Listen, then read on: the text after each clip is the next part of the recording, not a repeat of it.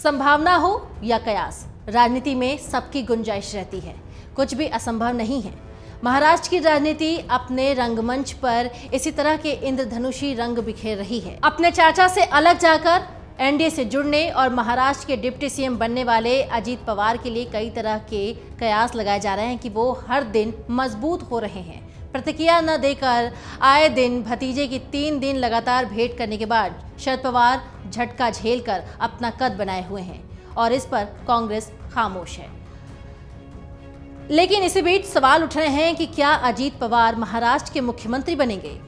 उप मुख्यमंत्री अजीत पवार से मुलाकात के बाद शिवसेना प्रमुख उद्धव ठाकरे और उनकी सेना जैसे संजय राउत और अन्य संतुष्ट नजर आ रहे हैं। घटनाक्रमों में दिलचस्प बात तो यह है कि राजनीति का खेल भाजपा के रणनीतिकारों को भी अच्छा लग रहा है। एनसीपी जो कि अजीत पवार की एनसीपी और शिवसेना उद्धव ठाकरे को भरोसा है कि जल्द ही अजीत पवार महाराष्ट्र के मुख्यमंत्री बन सकते हैं। लेकिन सूत्र कहते हैं कि ऐसा कुछ भी नहीं होगा।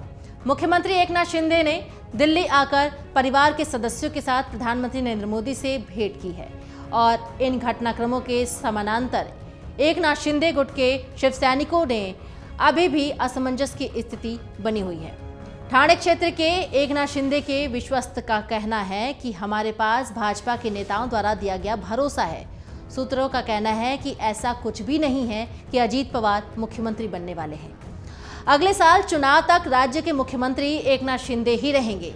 दिल्ली यात्रा के बारे में मराठा नेता का कहना है कि वो निजी यात्रा में दिल्ली गए हैं। हालांकि सूत्र ने दिल्ली में किसी बड़े भाजपा नेता से मुलाकात की संभावना से भी इनकार कर दिया है। ऐसे में अजीत पवार के मुख्यमंत्री बनने की जो चर्चा है वो काफी गर्म है। वो इसलिए क्योंकि 22 जुलाई को महाराष्ट्र के दोनों उप मुख्यमंत्री यानी देवेंद्र फडणवीस और अजीत पवार का जन्मदिन था। मुख्यमंत्री एकनाथ शिंदे दिल्ली में थे और महाराष्ट्र में अजीत पवार को मुख्यमंत्री बनाने की चर्चा गर्म है। जब अजीत पवार दिल्ली के अशोका होटल में प्रफुल्ल पटेल के साथ एनडीए की बैठक में नजर आए थे तो भाजपा के नेता विनोद तावड़े से उनकी करीबी सबने देखी थी। हालांकि अजीत पवार के मुख्यमंत्री बनने या ना बनने के बारे में भाजपा की तरफ से कोई भी भविष्यवाणी अभी करना नहीं चाहते। उधर एनसीपी के विधायक अमोल मिटकरी का भी दावा है कि जल्द ही अजीत पवार मुख्यमंत्री की शपथ ले सकते हैं। प्रतिक्रिया देने से कई नेता बच रहे हैं। ऐसे में मिटकरी भी बाकायदा इस बाबत ट्वीट कर चुके हैं। शिवसेना के नेता संजय राउत ने अपनी भाषा थोड़ी मुलायम की है, लेकिन एक दावा अभी भी लगातार कर रहे हैं कि संजय राउत का दावा है कि मुख्यमंत्री एकनाथ शिंदे की कुर्सी अधिक समय तक उनके पास नहीं रहने वाली है और इस पर जल्द ही अजीत पवार की ताजपोशी भी हो जाएगी। इन संभावनाओं पर महाराष्ट्र भाजपा के नेता प्रतिक्रिया देने से बचते हुए नजर आ रहे हैं। और यही नहीं, शरद पवार के एनसीपी के गुट के अनिल देशमुख समेत अन्य भी ऐसे सवालों पर प्रतिक्रिया देने से बच रहे हैं। ऐसे में ये भी सवाल उठ रहे हैं कि क्या शरद पवार ने 2 घोड़ों पर सवारी का सियासी ड्रामा शुरू कर दिया है। महाराष्ट्र नवनिर्माण सेना के प्रमुख राज ठाकरे का मानना है कि एनसीपी में टूट एनसीपी प्रमुख शरद पवार का सियासी ड्रामा हो सकता है। अमर उजाला ने इस संभावनाओं की पड़ताल की तो एनसीपी के नेता और शरद पवार के विश्वस्त अनिल देशमुख ने बहुत संभल कर प्रतिक्रिया दी थी। नागालैंड में एनसीपी के 7 विधायकों के टूटकर अजीत पवार की एनसीपी में जाने पर भी शरद पवार ने कोई प्रतिक्रिया नहीं दी।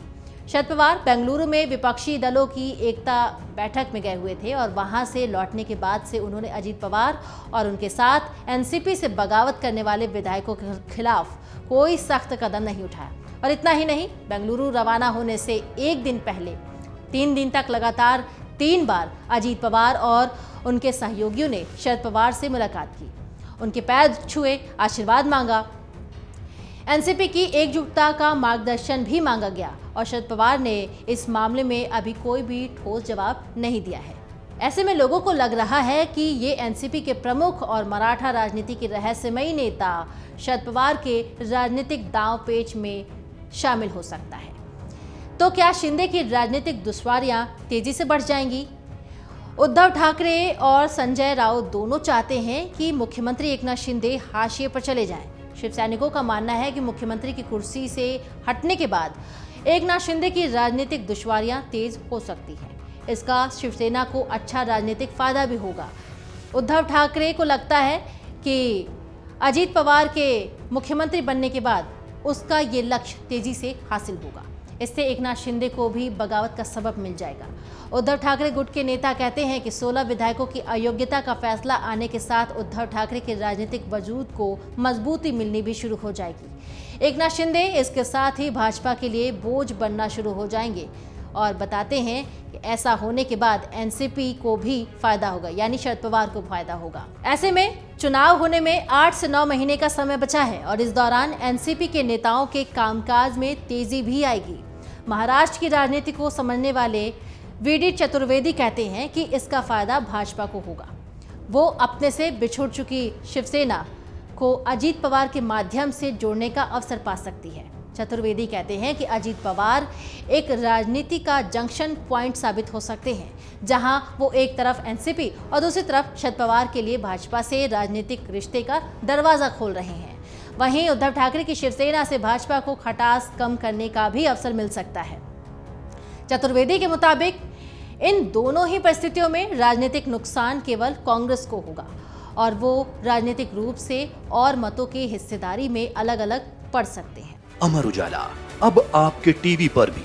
अपने स्मार्ट टीवी पर YouTube पर सर्च करें अमर उजाला, चैनल सब्सक्राइब करें और देखें ताजा खबरें, वो भी HD क्वालिटी में।